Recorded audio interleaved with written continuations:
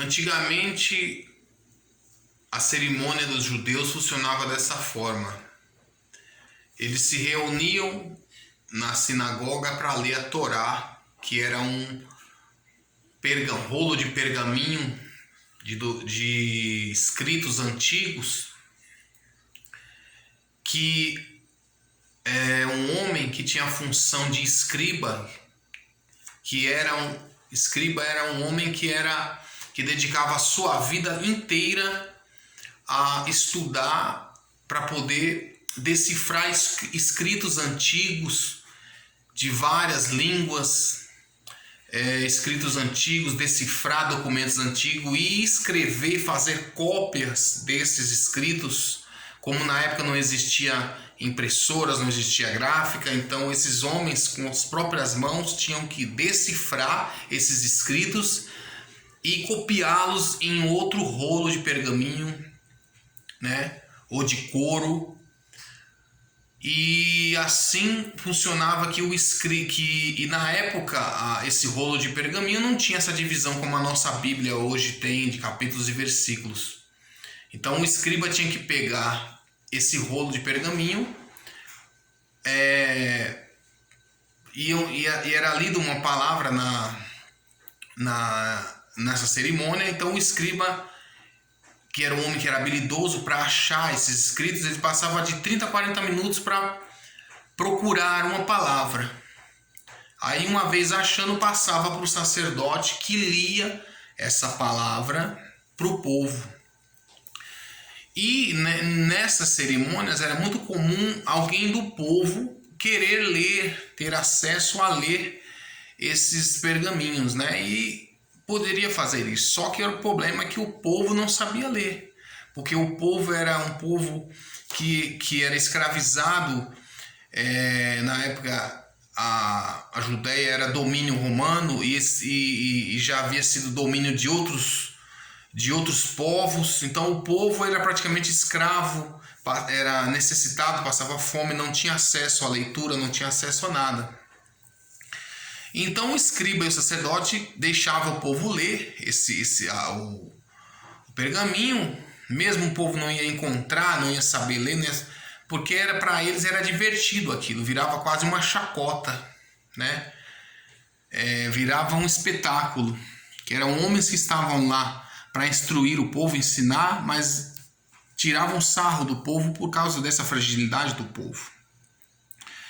E um dia, em uma reunião comum, em mais um dia de reunião, de cerimônia judaica, lá em Lucas, no capítulo 4, no versículo 16, diz que um homem sai do meio do povo e pede o rolo de pergaminho para o escriba. E o escriba e o sacerdote, achando que ia ser mais um dia de diversão, mais um dia que eles iam dar risada, gargalhada, porque mais um homem que ia do meio do povo, que ia pegar o rolo, ia se embananar todo, não ia conseguir ler, porque não sabia, o povo não sabia ler, ninguém do povo, e ainda mais escritos que só o escriba sabia ler, nem o sacerdote sabia, que era escritos quase indecifráveis, de centenas e centenas de anos. Diz a palavra de Deus, lá em Lucas 4, capítulo 4, versículo 16, que ele abriu o rolo de pergaminho e foi direto lá onde está o escrito de Isaías 61, que diz assim, que o Espírito do Senhor está sobre mim e me ungiu para levar a boa nova aos quebrantados de coração, os algemados, e pregar a boa nova aos humildes de espírito, aos pobres de espírito.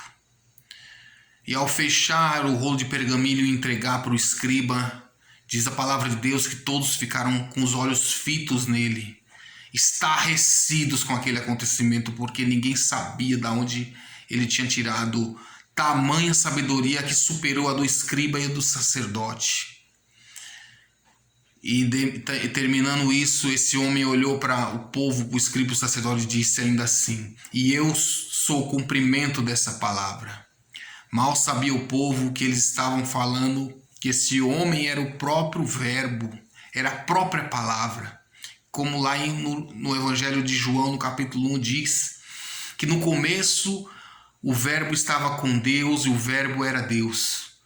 Que tudo foi feito por meio dele, sem ele nada do que foi feito se fez. O ser humano sempre quer se colocar como superior para nós, para você que está ouvindo esse áudio, quer rebaixar o outro, quer inferiorizar, quando aqueles que têm o conhecimento poderiam passar para o outro, querem inferiorizar o outro.